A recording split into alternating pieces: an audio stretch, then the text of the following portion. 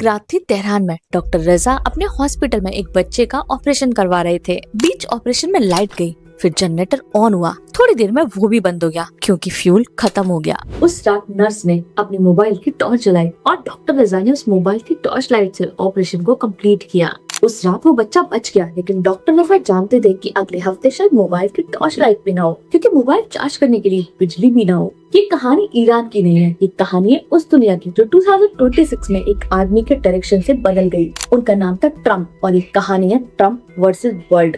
Hi, I am doctor Mrinali. Let's get started.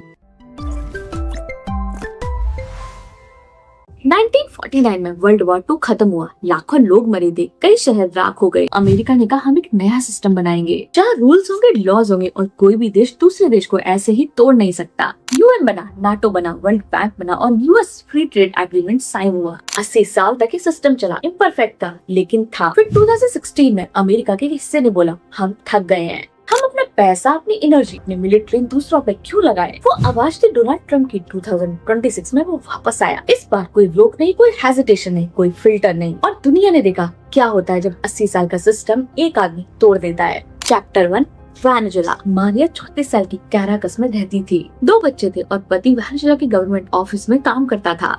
1 जनवरी 2026 के दिन मारिया ने सोचा शायद इस साल जिंदगी थोड़ी बेहतर होगी। 15 जनवरी को यूएस फोर्सेस ने वेनेजुएला के प्रेसिडेंट को कैप्चर कर लिया। मारिया के पति की सरकारी नौकरी एक ही झटके में खत्म हो गई क्योंकि पूरी गवर्नमेंट ओवरनाइट चेंज हो गई। मारिया ने उस रात सोचा अब क्या होगा। अब फैक्ट सुनो, वेनेजुएला के पास दुनिया का सबसे ज्यादा प्रूवन ऑयल रिजर्व्स है, 300 मिलियन बैरल्स, सऊदी अरेबिया से भी ज्यादा। लेकिन 20 साल के मिसमैनेजमेंट ने जीडीपी को 75% तक श्रिंक कर दिया। इन्फ्लेशन एक वक्त तक 1 मिलियन परसेंटेज था। उस वक्त 70 लाख लोग देश छोड़ गए। ट्रम्प के लिए मात्र एक प्रॉब्लम था, 3 रीजन की वजह से। सबसे पहला, वेनेजुएलन ऑयल अमेरिकन कंपनीज को एक्सेस नहीं था, और दूसरा, मदुरो क्यूबा को सब्सिडाइज्ड ऑयल देता था, और तीसरा, रशिया और चाइना का इन्फ्लुएंस वेनेजुएला में धीरे धीरे बढ़ रहा था, अमेरिका के बैकयार्ड्स में। सोल्यूशन ट्रम्प के लिए सिंपल था, मदुरो को हटाओ। ट्रम्प ने कहा I don't need international law, I only need my own morality. लेकिन अमेरिका के 20 देश एक सेकंड के लिए रुक गए। उन सबके अंदर एक ही सवाल था, अगर मदुरो के साथ ऐसा हो सकता है तो हम में से कौन सेफ है। मारिया वो अभी भी कैराकस में, अभी भी नर्स है, लेकिन उसका फ्यूचर अनसर्टेन है। Now let's go chapter 2, Iran. Fatima 28 साल की, तेहरान की यूनिवर्सिटी में इंजीनियरिंग में ग्रेजुएट्स कर रही थी, फाइनल ईयर। उसका सपना था ग्रेजुएट होगी तो एक टेक कंपनीज ज्वाइन करेगी, अपने पेरेंट्स के लिए एक अच्छा घर खरीदेगी। 28 फरवरी 2026 उसके हॉस्टल की खिड़की से रात को आसमान रोशन हुआ। मिसाइल फॉर्दो न्यूक्लियर फैसिलिटी पे, दूसरी नातंज पे और तीसरी इस्फान पे। फातिमा ने अपने रूममेट्स को जगाया, वॉर शुरू हो गई है। Next morning university closed, exam postponed और फातिमा का ग्रेजुएशन अनसर्टेन। फातिमा का सपना होल्ड में। अब फैक्ट देखो, ईरान और अमेरिका की दुश्मनी आज की नहीं बल्कि 45 साल पुरानी है। जब इस्लामिक रिवॉल्यूशन आई, सालों से अमेरिका ने ईरान पर सैंक्शंस लगाए, जिससे ईरान की इकोनॉमी दुनिया से कट ऑफ हो गई। लेकिन ईरान ने एक चीज और की, न्यूक्लियर प्रोग्राम। अमेरिका और इजराइल के लिए रेड लाइन थी। 2026 पेशेंस खत्म हो गया और वॉर शुरू हुई। ईरान ने जवाब में स्ट्रेट ऑफ हॉर्मुज को बंद कर दिया, सिर्फ 33 किलोमीटर का रास्ता जहाँ से दुनिया का 20% ऑयल गुजरता है। एक हफ्ते में ऑयल के प्राइसेस $60 से $114 पहुँच गए, यानी 63% का जंप। टोक्यो मार्केट 3% गिरा और लंदन का मार्केट 2.5%।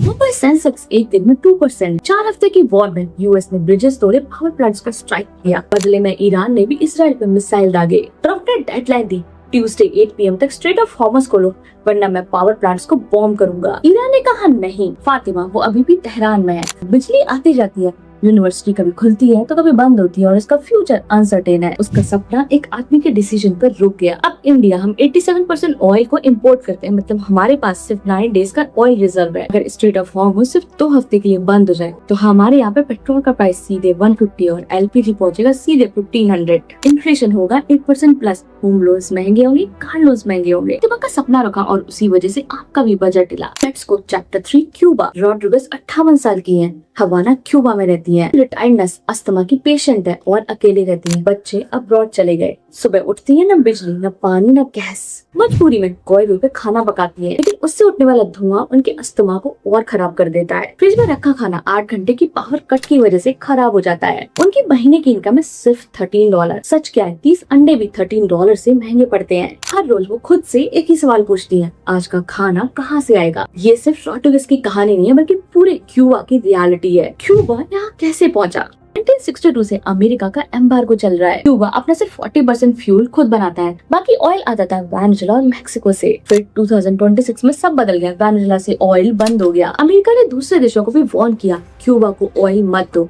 मेक्सिको ने भी सप्लाई रोक दी। विजट पावर प्लांट्स बंद हो गए और पूरा देश अंधेरे में डूब गया। मार्च 2026 लगभग पूरा क्यूबा ब्लैकआउट में चला गया। 1 करोड़ से ज्यादा लोग बिना बिजली के। हॉस्पिटल्स में ऑपरेशन कैंसिल, स्कूल बंद, खाना सड़ गया, ट्रांसपोर्ट रुक गया। लोग लिटरली बोल रहे हैं कि हम अंधेरे में जी रहे हैं। फिर एक दिन रसिया का ऑयल टैंकर आया, जिससे थोड़ा रिलीफ हुआ, लेकिन सिर्फ कुछ दिनों के लिए। और रॉड्रिगस वो अभी भी वही है, हवाना में, अंधेरे में और $13 में अपनी जिंदगी को चलाने की कोशिश कर रही है। ये सिर्फ एक देश की कहानी नहीं है, बल्कि ये दिखाता है कि दुनिया में सबसे ज्यादा पावरफुल क्या है, oil. Let's go to the 4th chapter, Lebanon. असफ 28 साल का लड़का पेरट में रहता था, मेडिकल स्टूडेंट था और दिन में पढ़ाई करता था और रात में वॉलंटरी पैरामेडिक बन जाता था लेबनीज रेड क्रॉस एम्बुलेंस के साथ में। एक रात कॉल आई कि गांव में लोग इंजर्ड हैं, जल्दी आओ। असफ तुरंत निकल पड़ा। एम्बुलेंस पर रेड क्रॉस का फ्लैग था। लोकेशन भी पहले से शेयर की ताकि सेफ रहे, लेकिन रास्ते में एयर स्ट्राइक हो गया और असफ कभी वापस नहीं आया। बाद में सवाल उठा, एम्बुलेंस पर अटैक क्यों, लेकिन कोई जवाब नहीं आया। असफ अकेला नहीं था, वो उन 54 हेल्थ वर्कर्स में से एक था जो उस रात वॉर में मरे। डॉक्टर्स, नर्सेस, पैरामेडिक जो सिर्फ लोगों को बचाने गए थे। लेबनान की सिचुएशन को समझने के लिए हमें थोड़ा बैकग्राउंड में जाना पड़ेगा। हिजबुल्लाह ईरान का सपोर्टेड ग्रुप। जब ईरान में कॉन्फ्लिक्ट बढ़ा तो हिजबुल्लाह ने इजराइल पर रॉकेट फायर किया। तब इजराइल ने डिसाइड किया कि हिजबुल्लाह को खत्म करना है और लेबनान में अटैक शुरू हो गया। रिजल्ट 14 लाख लोग घर छोड़ने पर मजबूर हो गए और 1400 प्लस से ज्यादा मारे गए। हेल्थ वर्कर्स भी सेफ नहीं रहे। यूनाइटेड नेशंस ने सिर्फ वॉर क्राइम बोला, लेकिन यूएस ने इजराइल को सपोर्ट किया और सीज फायर को रोक दिया। अब सवाल, इंडिया का क्या कनेक्शन है? 80 लाख लोग गल्फ कंट्रीज में काम करते हैं, लगभग 2 लाख करोड़ इंडिया बेचते हैं। स्टेट जैसे केरला, यूपी, बिहार और राजस्थान, लाखों फैमिलीज का घर इसी पैसे से चलता है। अगर वॉर गल्फ तक फैल गया, 90 लाख लोग वापस आ सकते हैं, 2 लाख करोड़ रुपए रुक सकते हैं और लाखों फैमिलीज की इनकम एक रात में 0 हो सकती है। और असफ उस रात सिर्फ एक पैरामेडिक था, लेकिन उसकी मौत इस बात का सिग्नल है कि अब दुनिया और थोड़ी अनसेफ हो गई है। मारिया, फातिमा, रॉड्रिगस, असफ, 4 अलग कंट्रीज, 4 अलग जिंदगियां, लेकिन एक कॉमन सच। जब दुनिया के बड़े फैसले करते हैं तो उसका बोझ हमेशा आम इंसान उठाता है। ये न्यूज नहीं है, जिंदगी। और इंडिया को इन सबसे 3 चीजें सीखनी है। सबसे पहला, energy independence, solar, nuclear, renewable. जब तक हम ऑयल पर डिपेंड है, तब तक हम वल्नरेबल हैं। और दूसरा, स्ट्रैटेजिक क्लैरिटी।